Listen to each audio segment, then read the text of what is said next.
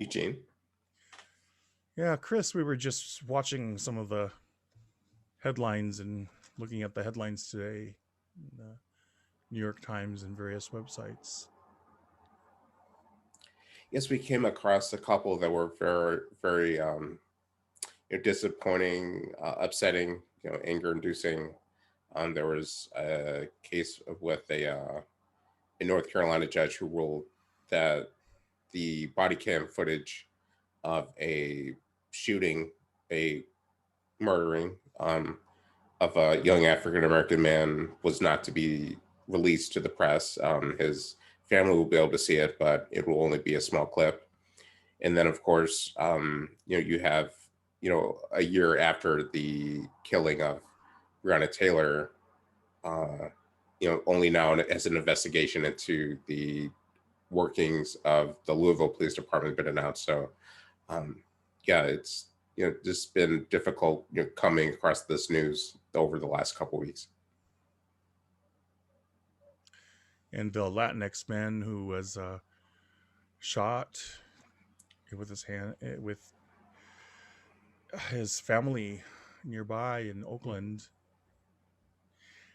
You and I were speaking last week about my worry that, uh, if you want to call it the vindication uh, that resulted from the verdict against Mr. Chauvin, might predicate more um, eye closing, for lack of better, or blindness towards the ongoing issues rather than initiate a positive momentum towards addressing the systemic problems, the systemic roots of racism in this country. And I'm frankly frightened. I mean, I looked a little bit last week, and then earlier this week, I'm frankly frightened to look on Facebook because of the amount of horse blinders is just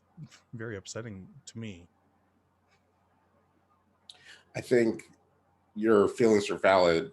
I think a lot of people, people of color, felt that the arrest of and charging of Derek Chauvin, excuse me, represented a chance to, and the racial reckoning of last year, presented an opportunity for a deep introspective look at the workings of systemic racism, um, but on the behalf of white people.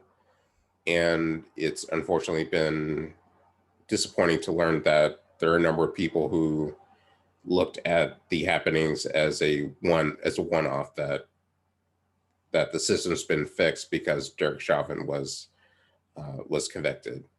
And while it is a necessary first step, I think we've seen through these cases we mentioned today that the forces behind the systemic racism that took the lives of these three human beings, these three people of color, are still alive and well. And how we've quickly forgotten the lives that were lost in Atlanta. Yes, yes, yes. That the same forces gridlocking our political system to take changes to curb gun control or effectively police outbreaks of hate and violence towards people of color. Um, yeah, that it led to that killing and the continuation of violence against Asian American people. It's yeah, we again, America's shown that its ability to make real inroads to undo systemic racism are just seem more empty talk than words with substance. And we're actually beginning a very modest project, which may or may not have any um, long lasting effect, but it's the ingredient that is missing, which is looking at our history. And that project began as a conversation between you and me in the first couple weeks of January, and We're beginning it this week. And though the choice of the material that we decided to go through with these 15 participants is limited in scope by nature of the fact of there's not really nothing comprehensive up until Professor Takaki undertook this work to be available in one place. Uh, the parallels and the shared stories from history are enough to indicate um, the abuses that went on for First Nations peoples and people beyond the scope of the choice of the Korean immigrants, for example, and going even further in depth into part of my culture, which is Filipino immigrants, are only sort of left. I have family in Watsonville who helped build the economic system in place, and they're basically plantation workers, for lack of a better way to put it. And yeah, so I'm excited about this small little project. I'm also um, at the same time feeling something that I felt similarly to the last week during the pronouncement of the verdict. I'm also slightly disheartened because I've engaged with white colleagues and white associates and white friends of mine since around the time that the Chauvin trial jurors were being selected. And I kept bumping into this experience where um, my friends and associates were basically saying, either by their words, actions, inactions, or visual cues, this doesn't pertain to me. And that was my conflicting feelings at the pronunciation of the verdict last week, while I was relieved to the point of tears that that's what the jury chose to decide. I also knew that there are some mitigating factors that are going to be appearing in front of the U.S. Supreme Court that could just totally upend this. And I also was feeling incredible disappointment that the reactions, I was in a public grocery space, the reactions of people who are on their cell phones very evidently displayed that they thought this was the end of it. This conviction should be a first step of many, many steps, but it will be another wasted opportunity if collectively white America decides that we've done enough, that things are fixed. Um, and I think our course that will be our self-study course that will be beginning this Saturday will be a step to guide people to continue to do the investigation that the events of last year led them to may have led may have inspired them to begin. I want to talk about a term that Professor Takaki uses in chapter one, which is kind of both innocuous as well as subtly veiled with multiple nuances, and that is the term the master narrative. It suggests that the the myth or the idea America has of itself is of a people, European Americans who discovered America or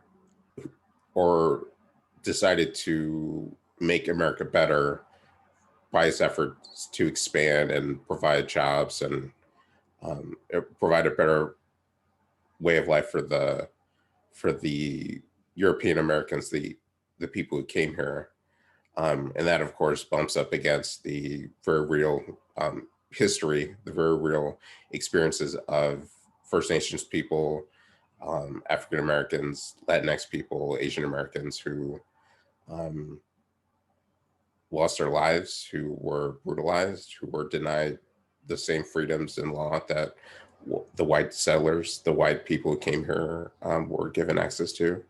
Um, so to me, it's a thread that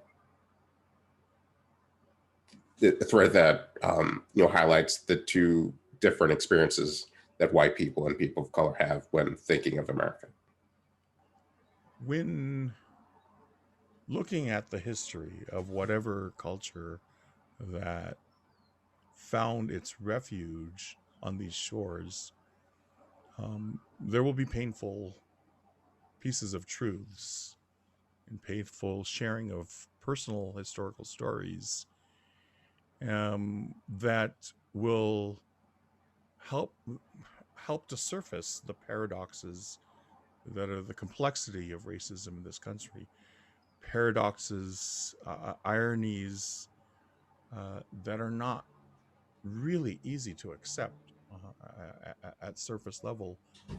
It's the horse blinders I was referring to earlier. Um, what tools are useful to be able to look at these paradoxes, to not be so shaken by them that we can continue the work personally and together, and then eventually be able to talk to each other as easily as you and I can talk to each other. One, the will and the intent to examine yourself and your biases and why you feel what you feel. That's a necessary first step. And I think doing so with other people to get to get the strength that only community has is something that is part and parcel with that. Also reading, doing investigation into historical truths to get a better understanding of this master narrative that we talked about a little while ago. I think it's also helpful to parse out the difference between our socialized and conditioned feelings and feeling system, our socialized and conditioned values and value systems, which may or may not align, and our own independent value systems that where we have decided to shed some of the shame, for example, in some of my cultural background of our heritage. We can create new value systems. And I think that feelings are temporary, they may be strong. And ultimately, this nation was built on immutable values.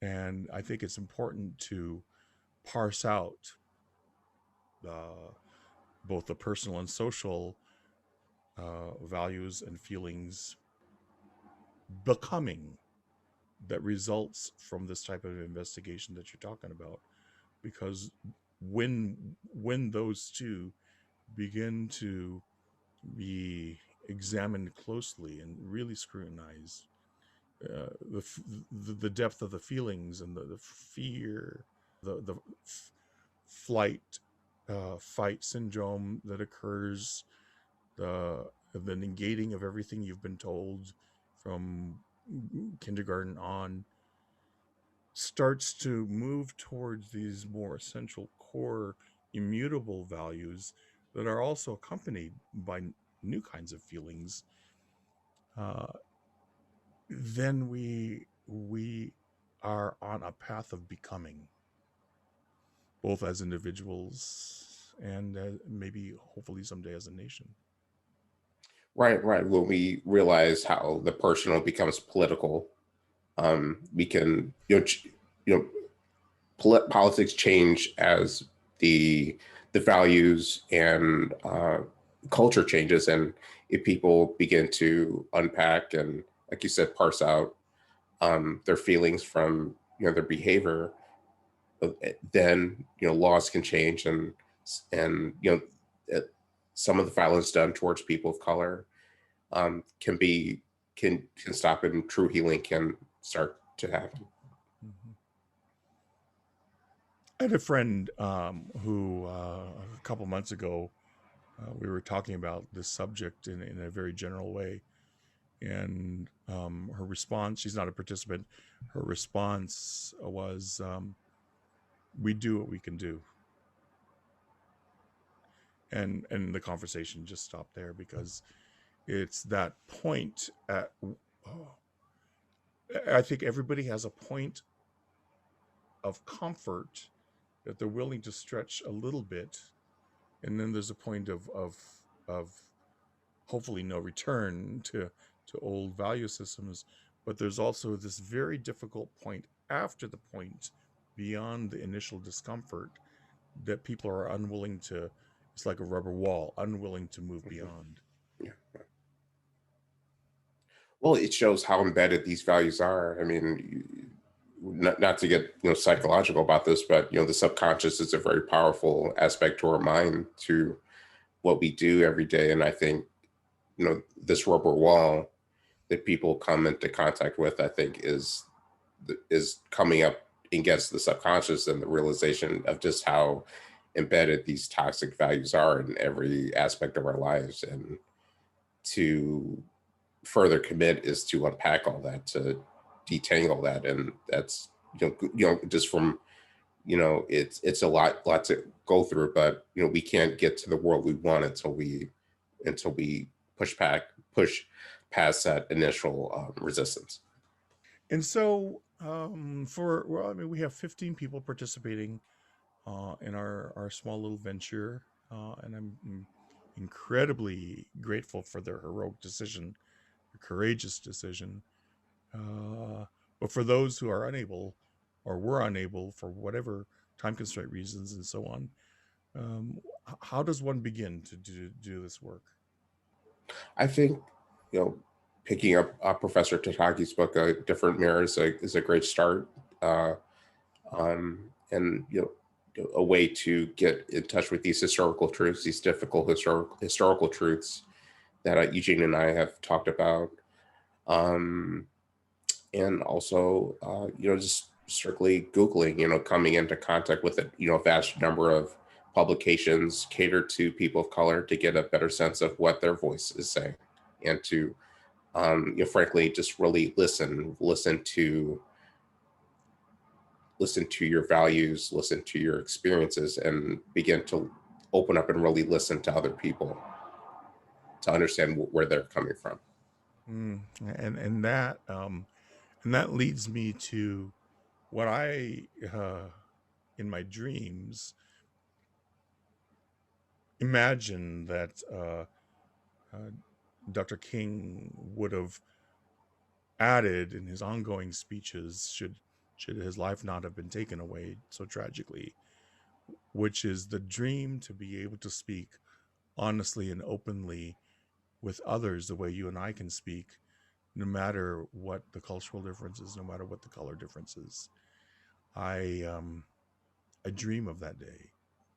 For me, even now, it's very difficult and very painful to have the kind of talk that you and I regularly have, and that we're doing right now with white people.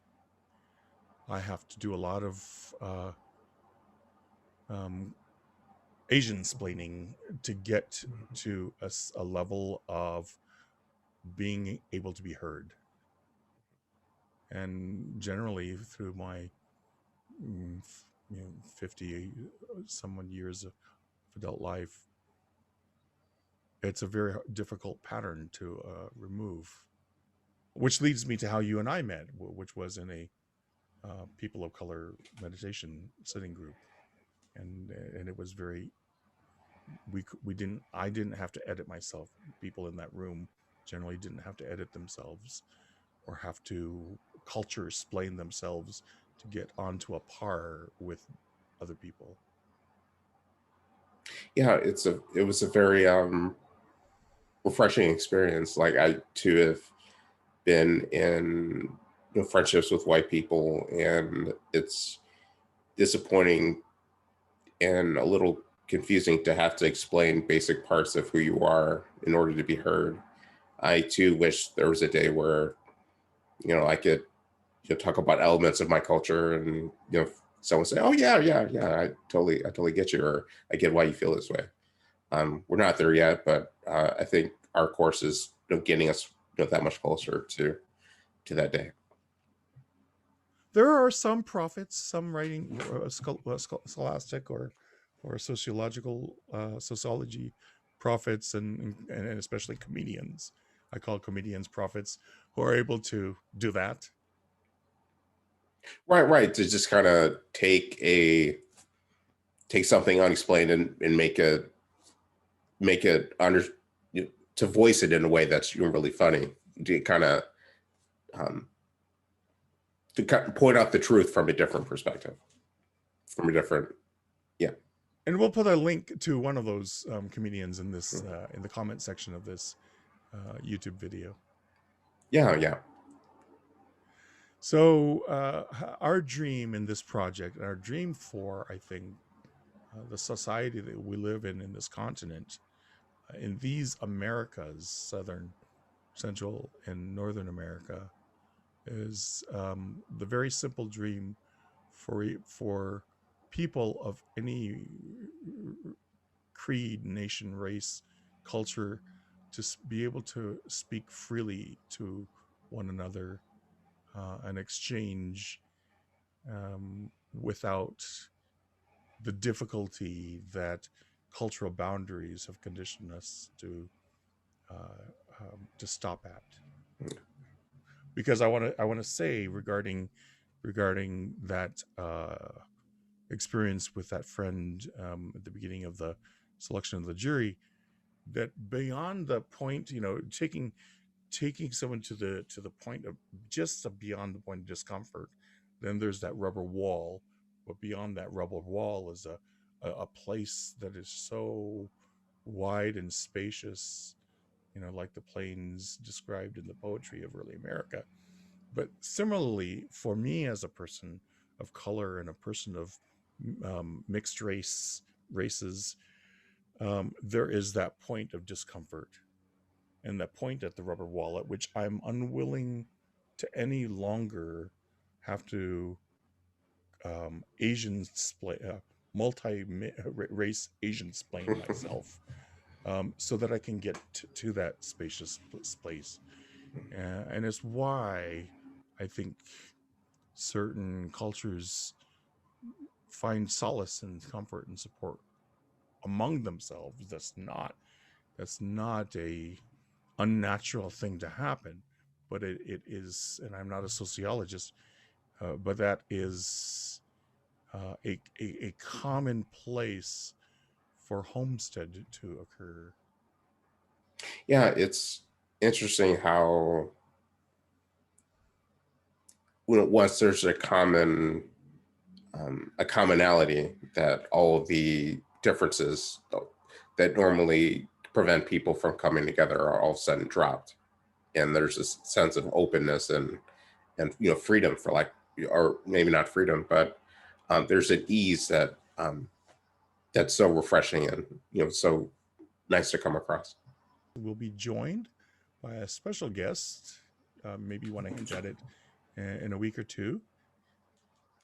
Yeah, yeah. Someone I know, she's willing to sit in and listen to us. So, well, one, for starters, it'll be, good to have someone, besides just Eugene and myself on these chats, but also the perspective of a woman. Eugene and I are men. We, while we try to be broad-minded, we can only take it. Our views are, um, you know, socialized to be one thing, but Angela, my friend, will have a different take on things, and it'll definitely be um, something to listen to, and I will add quite a bit to these discussions.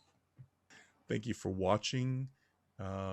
We will try to post any further videos of us speaking about important events, anything that might arise from our project in a general way. Yeah, so if you're watching this on YouTube, please like and subscribe. I'm Eugene Castillo, one of the co-founders of Courage to Look. Yes, I'm Chris Jameson, the other founder of the Courage to Look. So thank you, everybody, and don't forget to like and subscribe.